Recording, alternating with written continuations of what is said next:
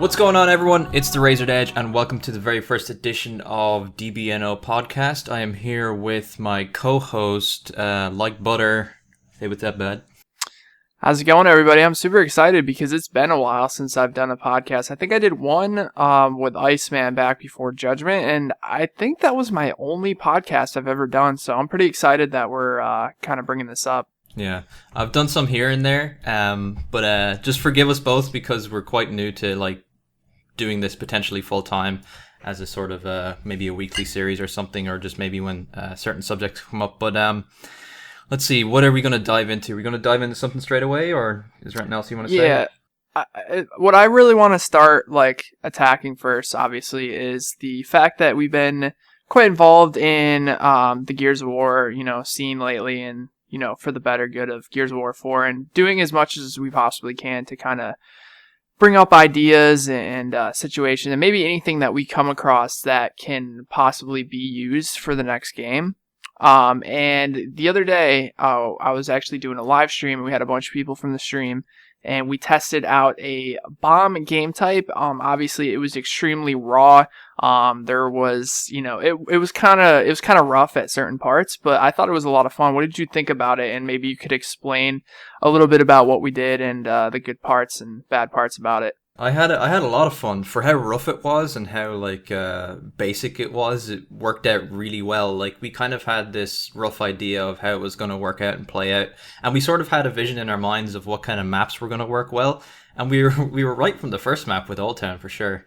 But we wanted to obviously designate one of the weapons as a bomb, as a sort of a bomb, since there's nothing available to pick up in Gears 3 like that, since we're just working with the current weapon swaps.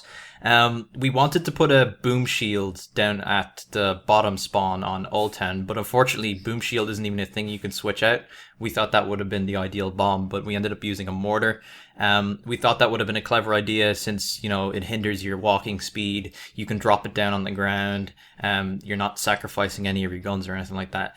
And the reason we picked Old Town is because it's sort of on a tilt. The team on the upper side has the advantage in a sense because, that one law, I don't even know what you call it. But I felt that the way we gave the attacking team an advantage in weapon swaps. And what we did was, since obviously you can't disable swaps on one side in comparison to the other, you can only switch out in the options like an ink grenade for another frag grenade or something like that, and that change happens on both sides of the map. Basically, we just told the defending team that they couldn't grab the grenades or whatever, but for how rough it was, it worked out really well. You made a post on the forums that seemed to have a great feedback anyway, so... Yeah, it was kind of something that just came to me while we were playing, I was like, well, we're in private matches, we're messing around, why not try something? And I know people have been pushing, or at least I know a lot of us have been, for the competitive side of things, that we need more objectives in order for the game to be successful competitively. And that's something, at least in my opinion, Gears of War has always lacked. I think the only reason that Gears of War 1 was so successful competitively is because of how balanced the weapons were, and also how amazing the maps were. The maps were very, very balanced, very symmetrical, and arguably some of the best maps ever put in a Gears of War game. And the objective was always just kill the other team. That was really the only thing we ever had. We never really had a true, objective built into the kind of execution. And I really, really have a strong opinion on this. And I'll get your opinion on it. I know we've talked about it quite a bit, but I feel like if execution is the only game type that comes back, and it's the only thing that the competitive community and competitive players can deal with, and I really don't see the game being as appealing to new players who maybe were never involved in Gears of War, never watched Gears of War. It's going to be very hard to make the game entertaining. Obviously, when it's execution, sometimes there's situations where, two people die on each team, right? And then neither team wants to push, maybe because of where they are on the map, but no one wants to make a poor decision. Obviously, with stopping power and the cover system, it makes it very hard to push other teams. when there's not really anything that good that can come out of it, maybe a lucky one shot or pushing someone's right hand advantage, same thing. And I feel like what this bomb game type kind of does is it forces one team to push the other team and use strategy to be like, okay, well, they're basically going to sit back. What are we going to do? How are we going to use our smokes? How are we going to use map control to get this bomb to the other side of the map? So I mean, I had a lot of fun with it, dude. It was worth just trying to, mess around with it. And obviously there's other things that we're going to try. I think I'm going to put in we're going to try like a boom shot in for the mortar. So that way maybe the bomb carrier can be a little more mobile. I was seeing a couple posts in the forum. Some people were really kind of worried about the 2-minute rounds. Maybe like saying kind of that it's too reckless because of the lack of time that they have to make plays. What would you think about that? Like, with the 2 minutes, obviously we're used to that in Counter-Strike, but I personally think 2 minutes is a lot longer than people think. Yeah, when you initially said it, when we were trying it first, I thought it was a bit too quick. I was like, wow, that's, quite short because for anyone who doesn't know, myself and Drew play a lot of Counter-Strike. I feel like the team who's making the attack has a lot of time to make a decision. So take Dust 2, for instance, for anyone who plays Counter-Strike, you'll understand what I mean. And when you start off in terrorist side, if you want to push long, you obviously go through long doors or you do an A-split or whatever. So you have time to make that decision, right? Obviously at the beginning of the round. But then sometimes that may not work because the opposing team set up just maybe a direct counter to what you're trying to do. So you have enough time to rotate to plant on the other side. Now, obviously in the game type we were trying, there was only one place to plant the bomb. But I mean, is that they have another route to go, if you know what I mean, Drew? Like, just say, instead of the right stairs on escalation working, they'd have time to rotate to the left, you know what I mean? Absolutely. So, like, when I heard that we were trying the 2 minutes, I was like, that might be a bit too short. But it worked out. Like, every time, the time never really ran out. It happened once, I think, didn't it? I think someone ran away or something like that. And it ended up being a stalemate. But like most of the time, it ended up in the attacking team killing the other, or the defending team killing the other, or the other team getting the bomb down. So like it worked out really well. I think 2 minutes did suit it for what we could work with. But obviously, in the full game for Gears 4, if there is a bomb game type, which there definitely should be, it's hard to try and pinpoint exactly what's going to happen because map designs are going to be different. Right, it's definitely going to need to be tested. Yeah, there's a lot of things to take into account, but for what we were doing, it worked out really well. The 2 minutes, anyways. Yeah, that was one of my main points. 2 minutes seems really short because you're so used to these 4-minute rounds or whatever it is for execution. But you got to realize when there's a reason to push one side of the map, it doesn't take very long to push to the other side of a Gears of War map. What I liked so much about Old Town actually was how you had options, you could do certain things. You could do, you could push, say, bring the bomb mid with 2 people and push 2 people up digger and then kind of just smoke off sniper and just kind of rush right up the middle. There was a lot of different situations that you could do and it actually worked out pretty well.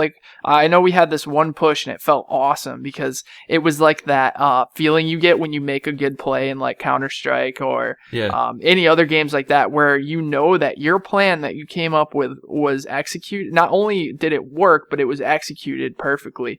And it was kind of cool because we pushed the bomb up, we escorted them, we were taking shots for them, we smoked it off, and then we planted the bomb. And it was the best feeling, Yeah. I think if the maps are a little bit bigger than Old Town and in certain situations where, areas are easier to hold off, I think that the bomb carrier should be able to take cover, and also be able to, use their weapons. So that bomb carrier obviously is the most important. When he dies, I believe that the bomb should, obviously fall on the ground. That way, if a defensive team or a defensive member kills somebody and the bomb's on the ground, you can make that call out. Your team can rotate, and you guys can just play defense on the bomb. Which is pretty cool is what you showed me a little bit earlier about how there's actually something tied in with the Gears of War 1 campaign that would be perfect for this game type. Do you want to, go into that a little bit, how you showed me pretty much the Resonator and how Baird planted it, and maybe we can even put a link in the description of that. Yeah. I'll be sure to link all that. I linked you a bunch of stuff, so I'll put those in the description or whatever, or maybe put them in one file or something. But pretty much in the Gears of War campaign, for anyone who's played it, you'll know that there was a bomb called a Resonator, and for a good portion of the campaign, Coltrane is carrying the bomb on his back, like in a backpack form. Like it's nice and neat. It suits the way the game works. Like he can still take cover and shoot and use his guns and all that, in like to assist you in campaign. So it all worked out really well like that. And I think that that would be perfect for multiplayer. Like it fits directly into what we want in the multiplayer game type. I know that there's a cutscene where Baird plants the bomb, and it's when I watched it, I was like, wow, like this game type's been sort of staring us in the face the whole time, and it just hasn't been done. Like there's something about it that just was like making me, like I was cheesing just looking at it. Like there's this animation where Baird, he puts it down on the ground, he like fits it, and then pulls this lever. Like it takes him about 5 seconds to pull it, and I think that that's perfect. That's exactly what we need for like a planting animation. Like I think that's dope. Like he'll have to take it off his back, put it down on the ground, and then pull the lever, and that's enough time for someone to prevent him from planting it. Like that's enough exposure time for him to be outplayed or whatever. Right, exactly. I definitely agree with that. Because I feel like there's certain circumstances where I think bringing the mortars, what we tested it with, up to the top and kind of just dropping it. I don't know. I feel like the coolest thing about bomb game types is the fact that the attackers or the offense actually turns into the defense after the bomb's planted. So isn't that like a cool thing, like a cool way to think about it? Like the offense becomes the defense and the defense becomes the offense after the bomb's planted. So it's almost like a switch in roles. Yeah, it changes up gameplay, which is something that doesn't happen currently in Gears of War 3's execution game type.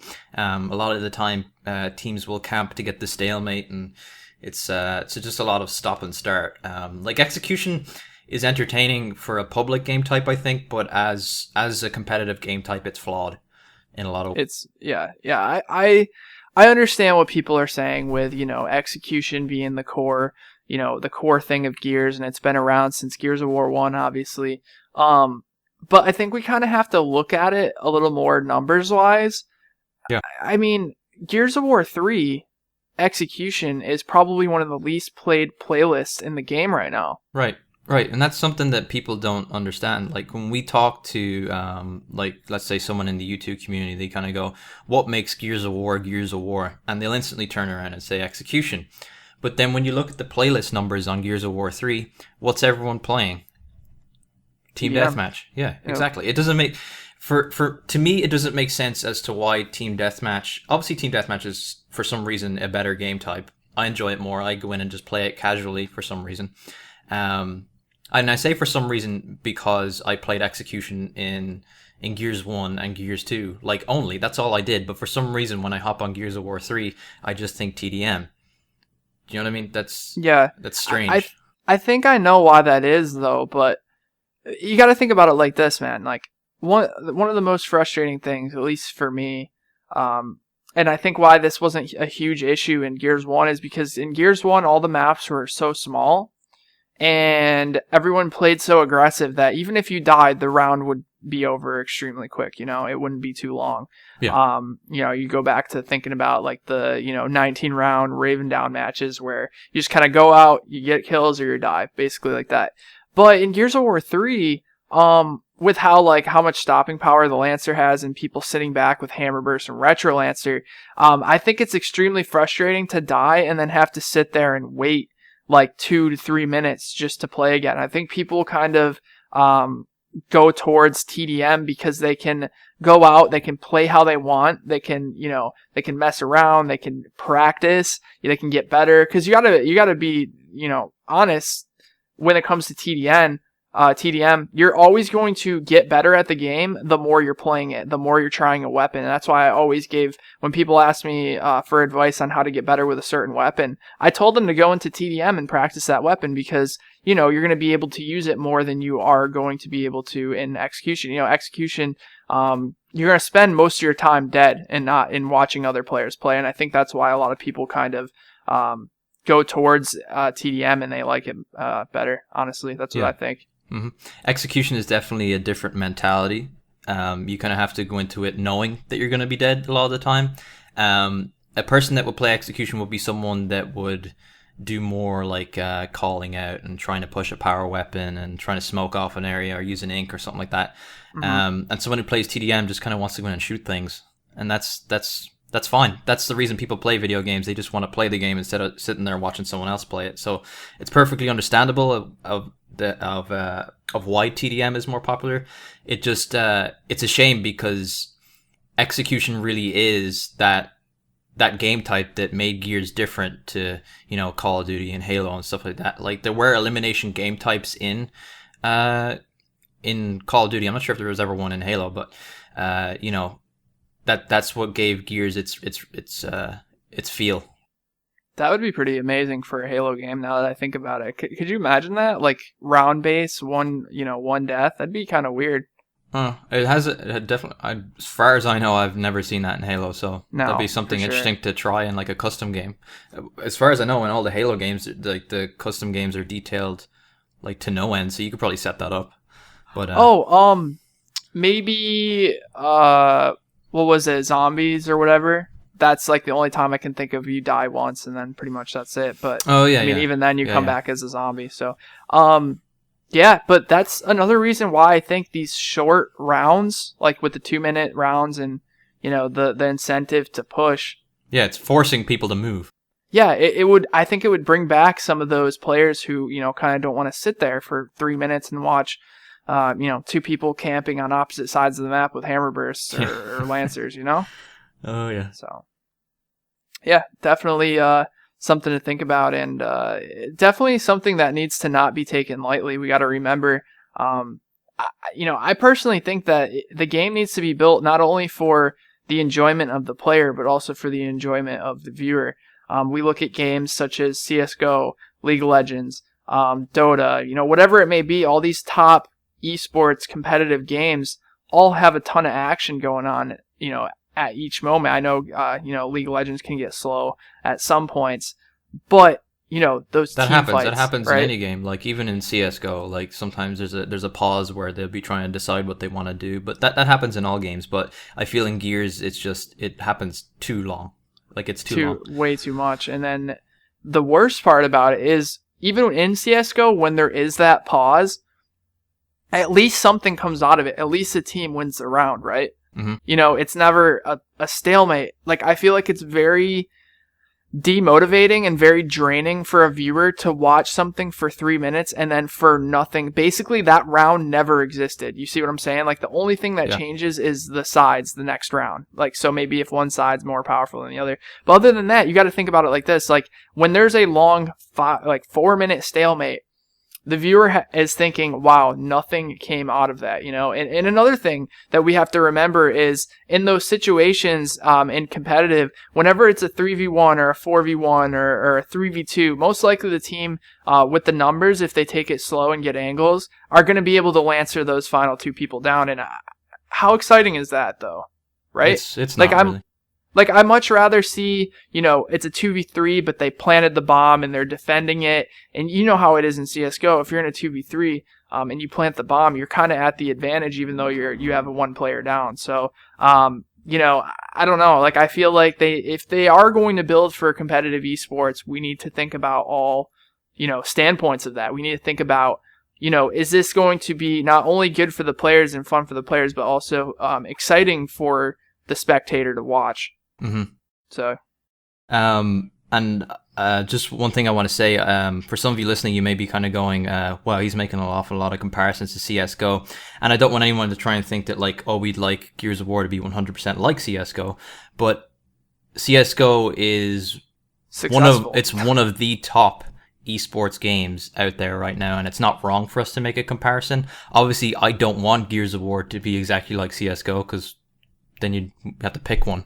Why would you want the same experiences on two different games? But as long as they're doing something similar and taking aspects from things that are successful, I think that's how Gears of War is going to come out on top and be as best as it can be when it comes out in however long, 2-3 years.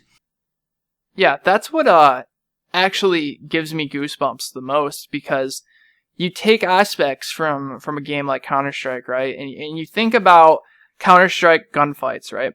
Counter-Strike gunfights, if you think about it, are kind of dull in a sense, because, it happens, boom, it's over. Now think about Gears of War gunfights with those aspects. Like that's insane. You got people wall bouncing, you got people, up Aing, jumping over cover and bodying somebody. Like that excitement that has like pushed Gears of War over the years, like put in with the excitement from the objective, just makes me get goosebumps thinking about how exciting it would be to watch. Yeah, and why Gears of War is so exciting to watch, right? We're kind of talking about those low points of like when nothing's happening, but when those moments do happen where the person pushes and there's a whole bunch of wall bouncing going on and there's a 1v3 or whatever, like that gets the viewers adrenaline pumped, it gets mine pumped.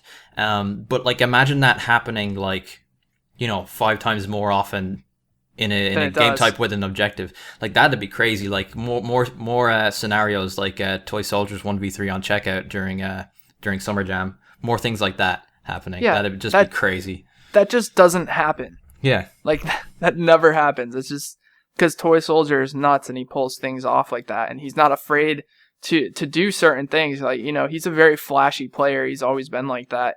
And I feel like, an objective would make some of those like players who want to play a lot more passive maybe be a flashier player, because you got that split second of time that you have to make a certain decision, and then boom, you do it, you go ahead and you make that decision, and it makes for a great watch, So I don't know, I think we're really onto something here, Pete. I think it's something that we can build on and kind of see how things go. Obviously, there's going to need to be a lot of testing and other stuff like that, especially with the maps.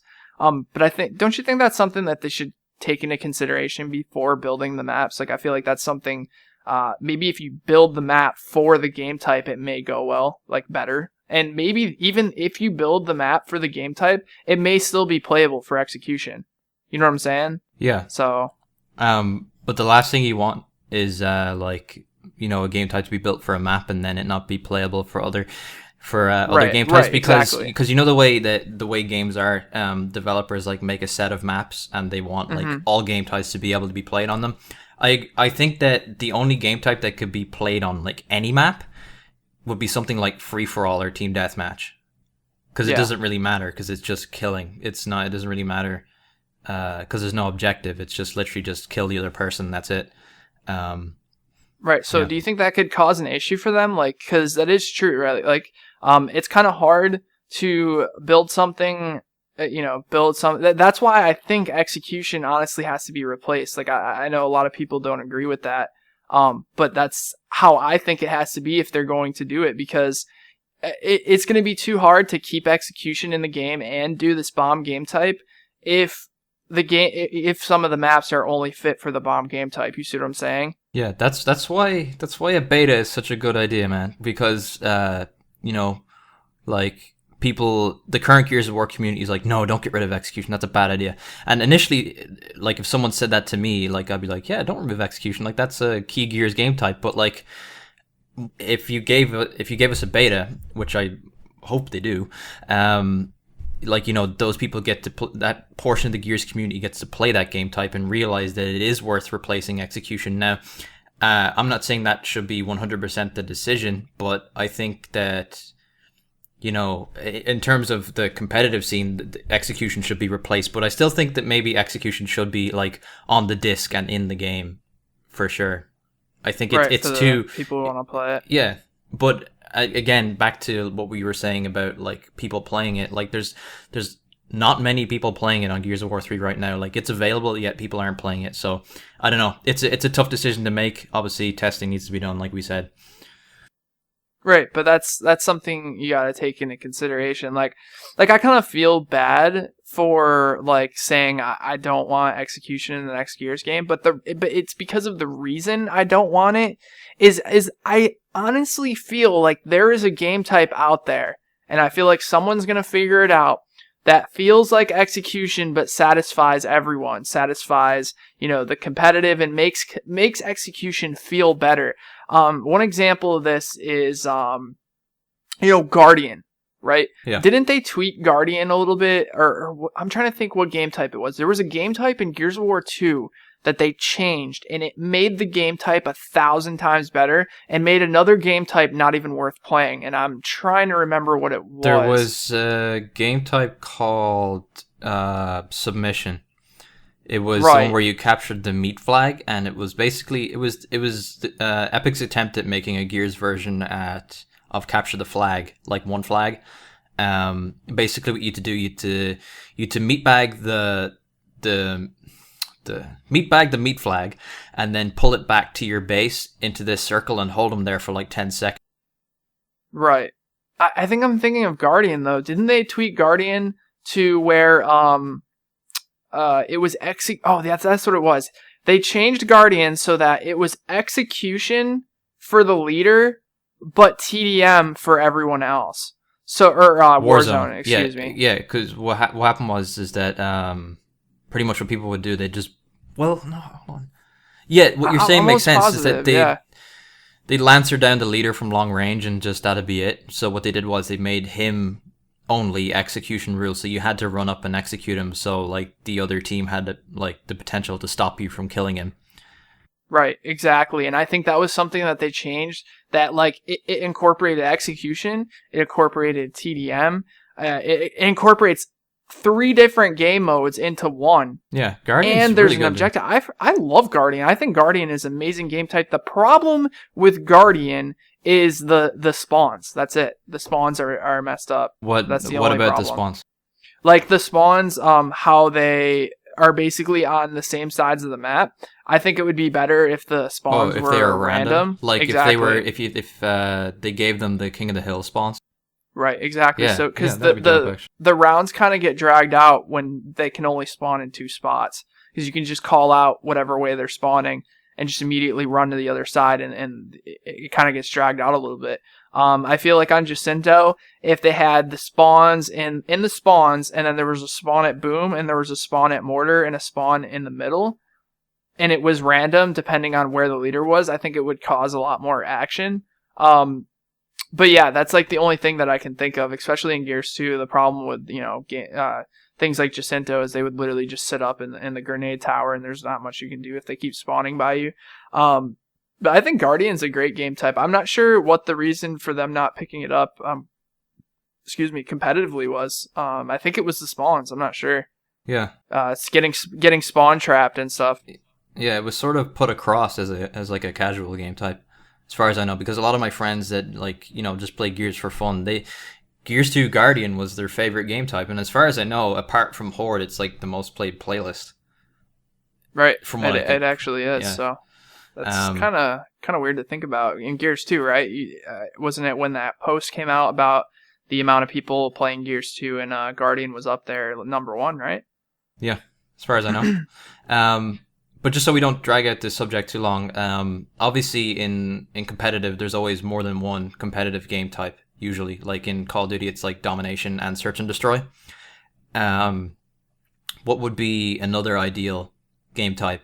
Like, I know King of the Hill is currently the go-to one, but what's your opinion on that? Like, personally, I'm not a fan of it, mainly because the spawn system isn't great. I find a lot of the time that when I'm capping the circle, the enemy team will spawn right next to me, and they'll have spawn protection. There's nothing you can do about their push. And then when the other team is capturing the circle, I'll spawn the complete other side of the map, and I won't be able to like get there to break it in time. But that's my experience with it. It just seems to not be great.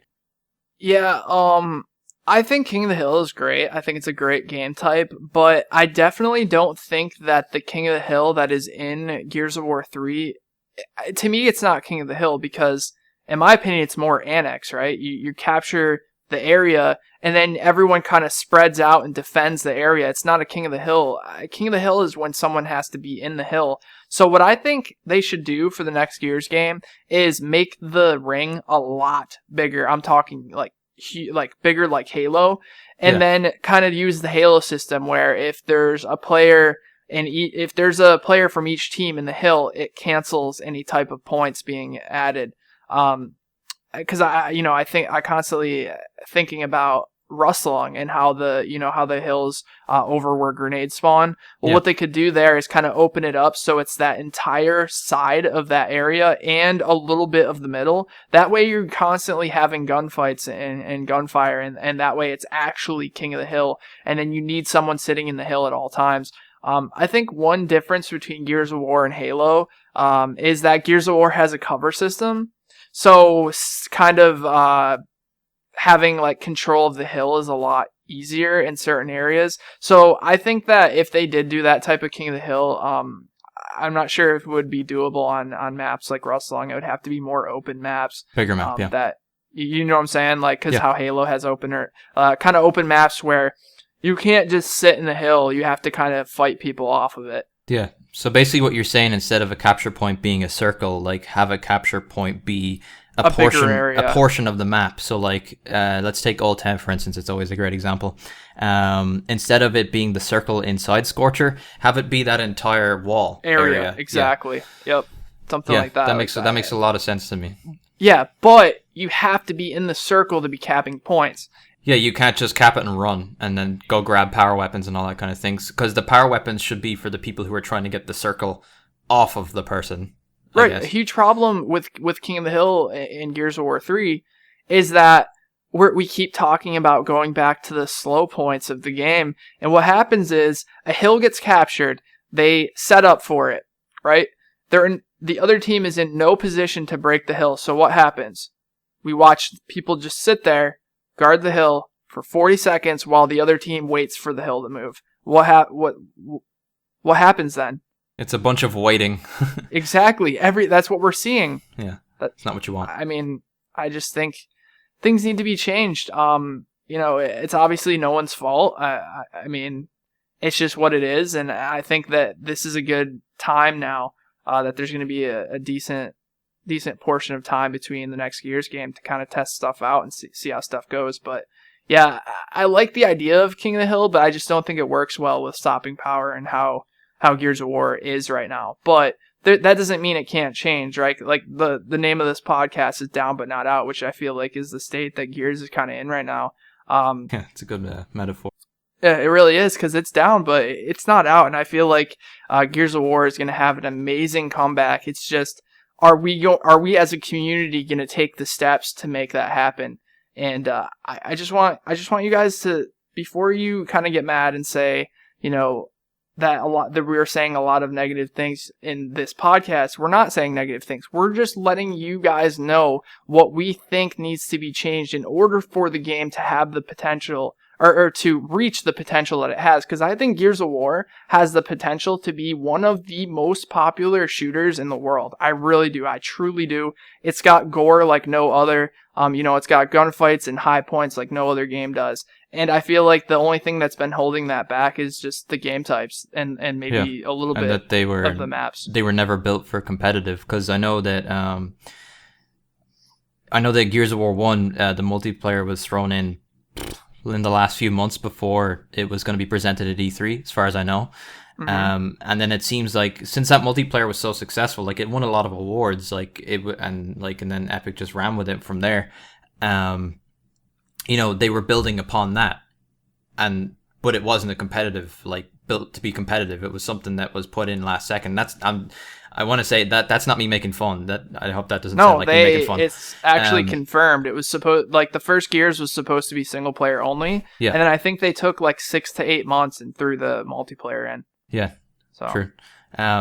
And so they were building off of a multiplayer that was never designed for competitive. But now with Black Tusk Studios, they're already talking to the competitive community. They're talking to you. They're talking to a bunch of people trying to, get their thoughts on things. And that's already why I have so much faith in Black Tusk.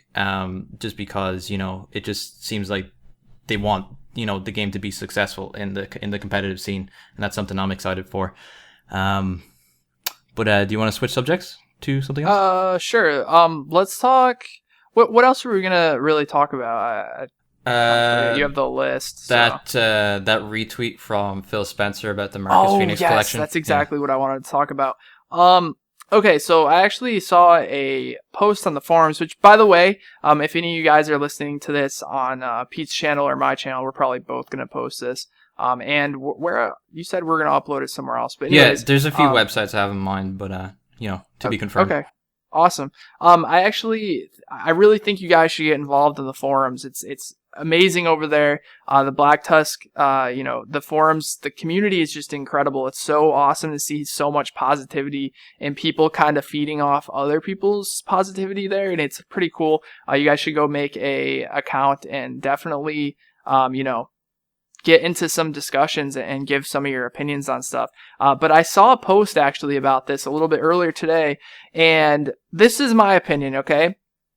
If they're going to make a if they're going to make a Marcus Fenix collection, this is when I think it will be, and I'm going to tell you why. I believe if the Master Chief collection is successful, which I really, really believe it is, it's set up for success. It honestly is. I think that we will see a Marcus Fenix collection in 2018, and here's why. 2008 is when Gears of War 2 came out, right? Yeah. Gears of War 2 is the most sold Gears of War game. Whether you like it or not, that's true. It's on paper. It's the most sold. It's the most popular. A lot of people started on Gears of War 2. So what I think is going to happen is I think Gears 4 is going to come out, and then I believe in 2018 we're going to get a Marcus Fenix collection. 10 years from Gears of War 2, just like it was 10 years from Halo 2. Microsoft likes to kind of keep a system that they do, and I believe that they're doing it first with Halo. So as we kind of look at it as being bad timing, but I think to Microsoft, it's amazing timing for them because the Halo in Gears of War is kind of checkered in a way where they can test something out on Halo first. And I think that's kind of what they're doing with the collection that's coming out next month, which I'm so excited for. And I say next month, and now I look at the date, and it's literally almost 2 weeks away. Yeah, that's incredible. So yeah, like, would you like kind of agree, or would you think like? Because I think the timing right now for Black Tusk to do a Marcus Fenix collection is a little bit off. They're focusing on the next only game. thing that's bad timing about the collection is that the more I think about it, there's no chance that there's going to be a Gears 1 anniversary, like on the 10th anniversary, because Black Tusk Studios have to work on the next Gears of War. They have to, they have something to prove. Like you said, you made a comparison that like 343 had something to prove that they could make a Halo game with Halo 4, which it did. It was really good. There was some things about it that weren't good, but it's a studio that's their first attempt at making a Halo game, and I enjoyed it. I enjoyed the campaign. I enjoyed the multiplayer. But I kind of lost train of thought. What was I saying? Oh, you're just comparing like 343 with like Black Tusk and why you think that they can't. They have something to prove. So I feel like Black Tusk really need to, present us with a new Gears game instead of, remastering an old one. Right. Yeah, I can't see Black Tusk's first project being a remake of like, what was done by Epic, right? Because I feel like it's the same thing with 343. Like, I think Black Tusk has something to prove right now, so I feel like a lot of their effort is going to be into Gears 4. And then that's something they can, like, fall back on, And I think they might do that would be pretty insane for me. If they kept Gears 1 how it was, fixed the cover system a little bit, made it 60 frames per second, all that, right? And then completely reworked Gears 2 like they reworked Halo 2. Yeah. Like, that would be amazing to me. And I could see them doing that in 2018, but I think the reason Phil kind of retweeted it is just to see what sort of reaction it kind of had, because maybe it's a future idea. Mm-hmm. He said it was a mistake on IGN's podcast Unlocked, which is a great podcast, by the way. He was kind of saying it was as soon as the host brought it up, he was like, "Oh, that was a mistake. I'm sorry. I gave hope where there shouldn't have been hope." He said that, but like, and I'm not into conspiracy theories, but developers do a lot of strange things. Phil Spencer isn't a developer, but you know what I mean. It takes 2 steps to retweet something, so I really do think that he did it on purpose just to see what the reaction was. But that doesn't mean that there's anything planned as of now. It just means that he himself has an interest, because from what I can see, he seems to be a big Gears of War fan. Before he was the head of Xbox, he had like the Gears logo as his avatar on Twitter and stuff, and like, you know, so like I know he has an interest in the series for sure. That's without a doubt. Maybe he just retweeted it because, like, you know, it's something they're talking about in the future, but maybe people took it too literal. Yeah. You know what I'm saying? And then he kind of, like, backed off a little bit. Yeah, I took it quite literally. I got it. I got excited. But there's a lot of people, Drew. Like, I don't know if you've ever seen, like, the whole, like, campaign for the Marcus Fenix Collection. Like, there's petitions everywhere. And there's, like, a lot of activity on the forum about it, too. Just people are really passionate about it. And I hope it does become a thing, but it won't necessarily be a game between now and Gears 4. Yeah, I definitely think it will be a thing as well. It's just, right now, my opinion is 2018. That's what I'm seeing. I can see Gears 4 coming out late 2016 or early 2017, and I can see the collection coming out in 2018, like November, like 10 years from Gears of War 2. Literally the same exact route that that Microsoft had 343 do. That's just what I see happening, honestly. And it kind of gives them something to fall back on after Gears 4. You know what I'm saying? Gives people keeps people interested while they're working on the next game. Because I believe, was it not confirmed that they're doing 3 more Gears games? I could be wrong. They said, I think, I'm not sure, I'm saying, I think it's a quote from Phil Spencer. He said Gears is like planned to have games throughout the next decade. Oh, wow. Like, I don't think he ever gave a number of games, but he said like Gears is going to be a thing for the next decade. So like that's at least 2 games, I'd imagine. Right. Okay. Yeah. I definitely. It's got to be even more than that. Yeah, like it could be 3. Like that could involve anything. Like that could involve mobile games, like the way Halo is doing that quite a bit. That could involve, TV shows, something like that. Like he said Gears of War, so it doesn't necessarily mean games. Like it could be TV shows, like the way Halo has Halo Nightfall now. I know I know when Gears of War was booming that there was massive rumors about a Gears of War movie. I know Cliff Bleszinski was trying to make that happen, and he said that he didn't want there to be a Gears movie unless it was done right. Like he didn't want it to, kind of be a bad pretty movie. Much ruin the exactly. So he only wanted it done if it was done right, and so I'm happy that it never was a thing, because obviously it wasn't going to be done right, and he didn't want to just do it to do it. So that was smart on his part. But yeah, that's exciting. That's huge for Gears fans to hear now, because as we all know, Gears is sort of at a low point. Like the community, like there's nothing happening. There's no DLC. Like there's just no events. Like there's online tournaments and stuff, but like nothing. I don't know what the word would be, but nothing landmark happening. Like there's no huge production, hype for or something like that, like on a stage or something like that. Like that's an example, but yeah, I feel like that's huge news for the Gears community, and it brings hope for sure. Yeah, exactly, and it kind of. It's kind of amazing to me, like, even though Gears, as we said, like, is at a bit of a low point right now and there's not much going on, it's still incredible to see how involved people are in the community and how passionate they are for the game. It's kind of awesome to see, and now is the time, guys, that we need to get involved, because it's going to be a lot harder to get your voice heard when there's a lot of hype around the game, and you're going to hear a bunch of different, opinions coming from people that don't even play Gears anymore. Now is the time, guys, to get on the forums. Give Black Tusk your opinions. Give me your opinions. Give Pete your opinions. We want to hear what you guys think. It's a lot better to have a bunch of heads come together as one and kind of think out. There may be one of you out there who has an amazing idea for a game type, and now's the time, So, follow us on Twitter. Follow us on Twitter. Make a forum account. Follow Black Tusk. Do whatever you need to do to kind of get your voice heard. This is no word of a lie. Literally, I'd say about an hour ago, the leader from Team Deny on YouTube, he sent me a message saying, did I know the Black Tusk developers? And I said, no, not directly. And he was like, because I had some ideas, and like he goes, and I feel like it's hard to get my my opinion heard and like my ideas heard. And I literally Get on the forums, man. Dude, I was like, get on the forums. Like I literally linked them to the forums. That's no word of a lie. I can screenshot that like without a doubt. But I just thought that was funny. Like a lot of people don't seem to be. The Gears community has like and I mean the YouTube side of it. This is actually a really good segue.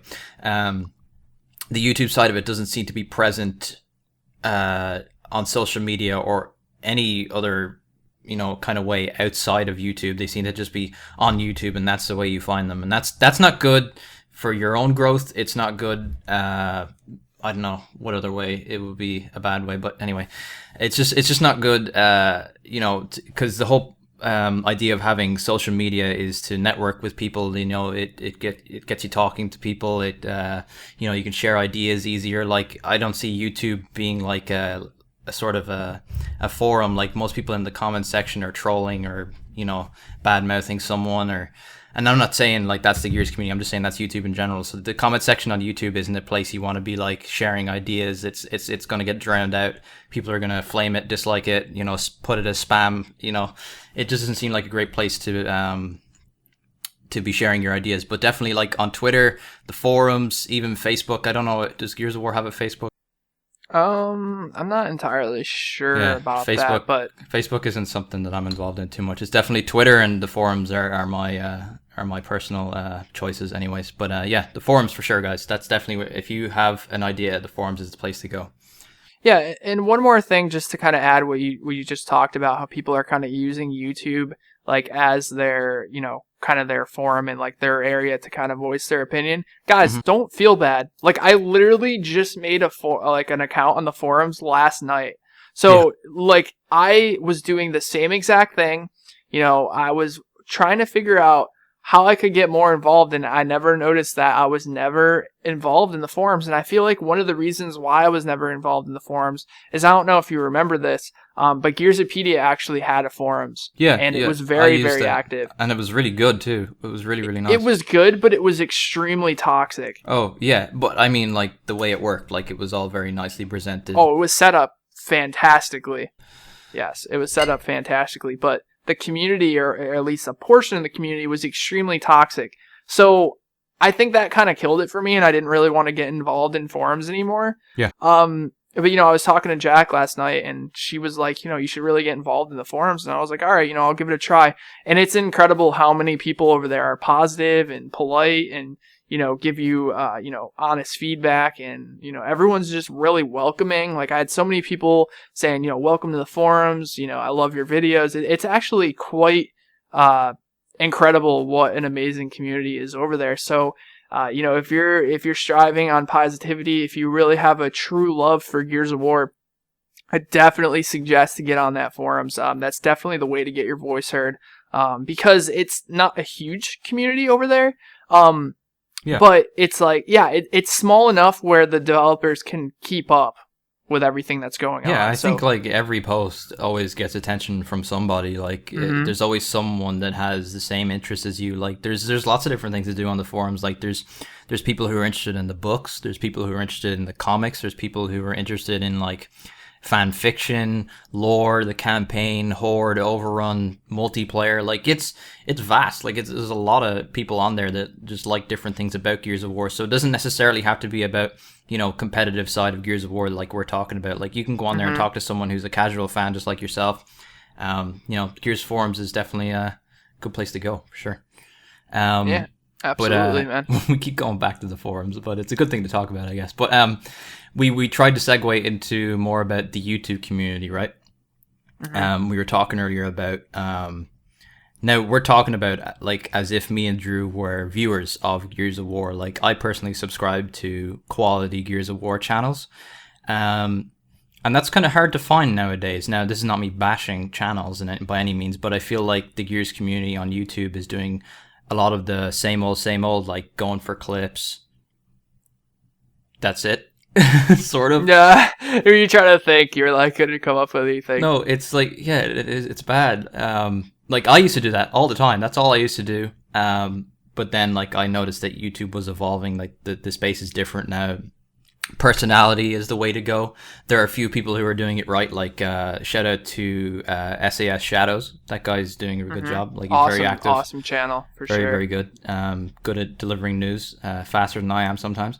And like, you know, that's a good example. Like, he does like commentaries. He has his face on his videos. He's doing the news. He's you know, presenting gameplay. He does theories, Easter eggs. Like, he does everything. He doesn't just record clips. That's actually the least you'll see on his channel. But yeah, shout out to him. His link will be somewhere attached to this, I'm sure.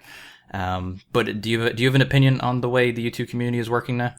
Yeah, like we kind of mentioned it a little bit earlier about how a lot of faces in the community are kind of morphing together because of how many teams there are and all of that. And then people are basically just mainly focusing just on clips and that kind of thing.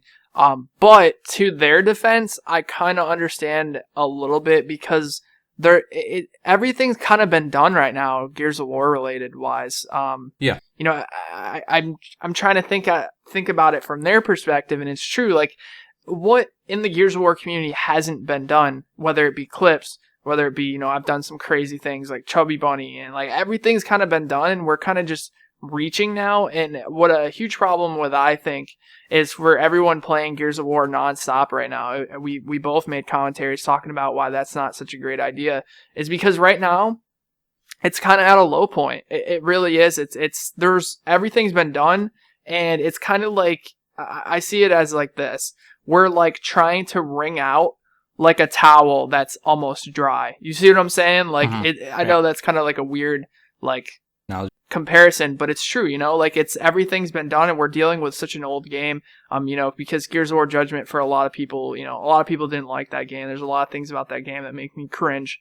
And yeah, so we're stuck here with Gears 1, Gears 2, Gears 3, and I understand from your guys' perspective that it feels like everything's been done, but Pete's right. You guys should try some other things and get more involved than just doing clips, at least in my opinion, for the better of the community. Right, and something I just want to say is that, like, just because, like what Drew was saying, is a lot of things have been done, but if you haven't tried it, I don't see why you shouldn't. Maybe if you have a small channel right now, is because you're doing something that doesn't suit you. Like, you could be recording clips now and your channel has like 100 subs or whatever. Try a commentary, or try, what else could they try? Like doing a walkthrough or something like that. Like, just something that you're not doing. Don't just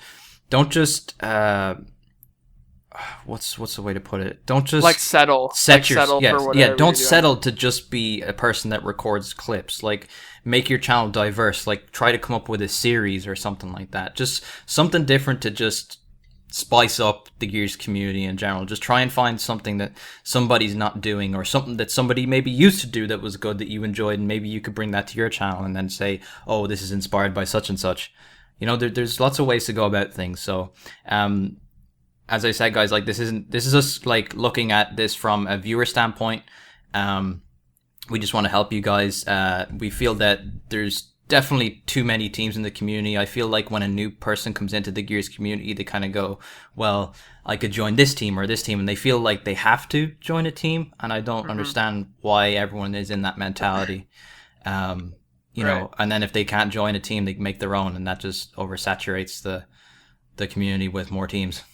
Right, and yeah, that's definitely an issue, like, right now, but another cool thing you guys need to think about, and I know this is going to kind of strive away from Gears of War in a way, but I'll tell you why it kind of brings it back.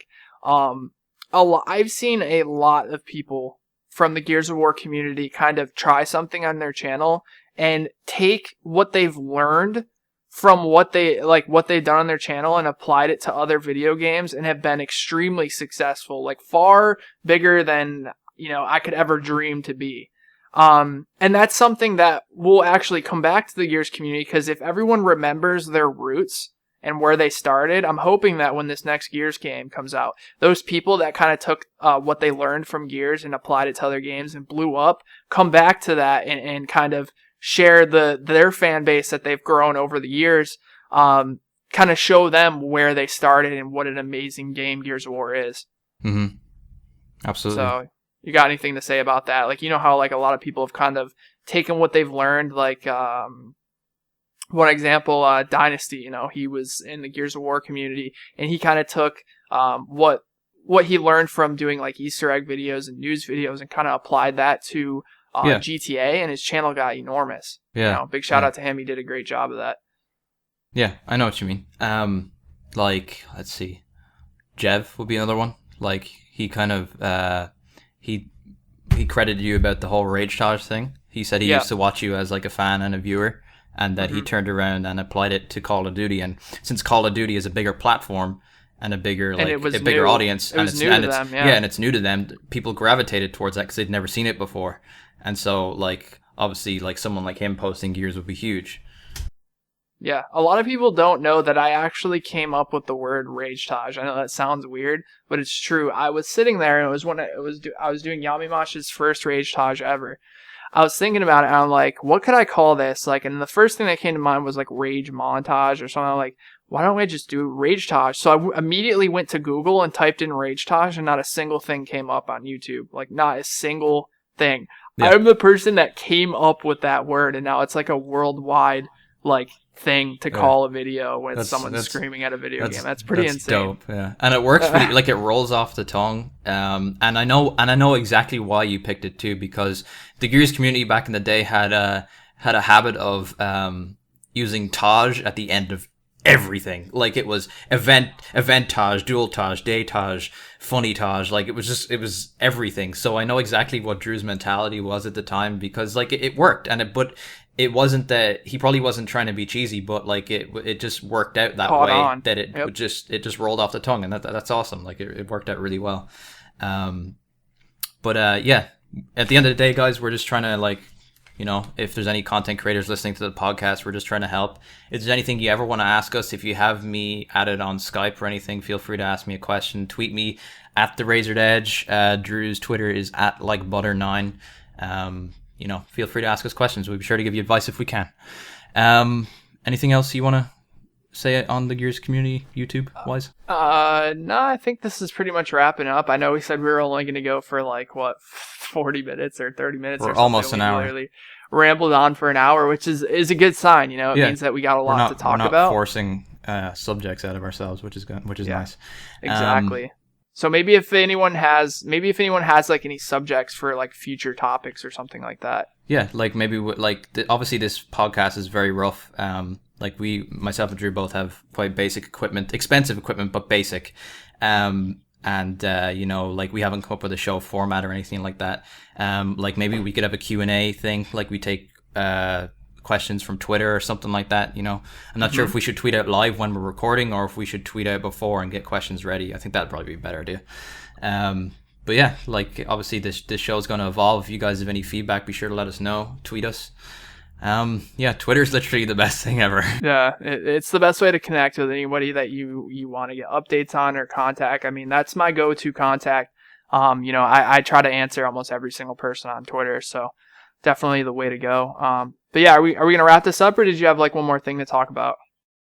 We had one more thing to talk about. We won't go on too long about it, hopefully. Is Halo the Master Chief Collection. Oh my god, dude. Thoughts? Yeah, it's taking, the only problem right now that I have with the Master Chief Collection is it's taking way too long to get to November 11th. Yeah, it's literally a struggle. Like, guys, for anyone from Europe or the UK, you guys will know that the release date used to be voice crack. The release date used to be like November 15th. It was like, or 14th. Yeah, it was the 14th because it was a few days after it was released in America, and I was beyond salty. I was just like 343 Microsoft. There's no way you can do this to me. As a YouTuber, it's hard to watch like people have a game 3 days before you, because that's huge. That's like everyone getting to all the Easter eggs, getting the gameplays out first, all that kind of thing. So I was freaking out. And then I saw they changed the release date in Europe and the UK to November 11th, and I was so happy, and I still am so happy. And as far as I know, we can download it off of Xbox Live on the 10th, I think. So that it's already downloaded and ready to go. Oh no, I can preload it now. Like I can have it on my Xbox now, I just can't play it. Right. That's probably what I'm going to do. I still have to go get mine, but the reason I haven't is because when I actually went for the midnight release of Destiny, which is the first midnight release I've ever gone to since I've moved to Maryland, and it was quite strange that I went into, we have a super Walmart, and there wasn't a single person there. Like, the Destinies were just, like, on the shelf, and it was a ghost town, like, at 12, so it was a bit weird. I don't think anyone plays video games here in Maryland, but except me and Kristen, so I was just gonna go pick it up, like, on release day, but, yeah, all I can say is, Quinn, Pliss. Quinn Pliss, yeah. I'm about to tweet that, Quinn Pliss. Yeah. November 11th now. I actually wanted to talk about Quinn, like, earlier in the podcast. I actually forgot. Like, we were going back and forth about the Fenix Collection. He was saying like it was he thought it was too early for it and stuff, and like that's kind of what I've let reflect my opinion as well. Like, I think what you said about it releasing for the 10th anniversary of Gears 2 is ideal. But let's not get into that. We can talk Save more that about for this. the next topic for sure. I definitely want to talk about Quinn DelHoyo. Like, I think he's probably, it's kind of funny because I feel like he's kind of learned a little bit from like the Gears community and kind of is applying that to Halo now, competitively. And it's like amazing, like how involved he is, with the community. And I just feel like he's one of us, I swear. Yeah, I'm a big fan of Quinn, and he's very community oriented. Like, he always answers a lot of people if they have something nice to say.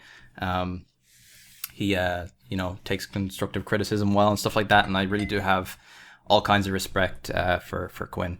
But I think that's everything we can really cover right now. Yeah, we talk for a long time. Yeah, dude. I could go for longer, I swear. I'm actually trying to limit myself. It's awesome. It's good. But yeah, as we said, guys, like, we are new to podcasting, really. Like, it's been a while since me and Drew have done podcasts, and before they were quite commentary based more than actual podcasts. Like, with this might end up extending. Like, we'll have guests on, there'll be more segments, equipment will get better. Like, you guys might be able to hear background noise from me now, and I apologize. I apologize if I kind of went off on tangents at some points. It's something I do all the time. Like, as you earlier, I forgot what I was talking about when I was making the comparison with 343 and Black Tusk, but it happens. I'll get better at it. But yeah. If you guys have any any criticism, like anything like that, feel free. We're here to kind of get better at this. And I mean, we've been doing videos for such a long time that it's kind of gonna have that natural commentary feel. But I think we brought up some really awesome topics, and I'm definitely looking forward to doing this in the future. And very excited. All right, thank you guys for listening or watching. This might go on YouTube. I'm not entirely sure. I think it might be a host, like a website only thing, or maybe YouTube as well. We'll see. We don't have an exact plan for it yet, but I just want to say thank you to you guys for listening. As we said, this is basically a first time thing for us, taking like a podcast this seriously. But if you guys enjoyed, be sure to check back. We have an official Twitter for this podcast. It's at DBNO podcast. Myself and Drew will be sure to tweet it out like over the next few weeks and stuff to try and promote it a bit better. We'll mention it in some videos and whatnot. But anything you want to say, Drew? Nope. Just thanks for, everything and setting this up, because this was Pete's idea, guys. So, without him, this wouldn't be possible. And I think it's a great idea. And we'll talk to you next time. Peace, guys.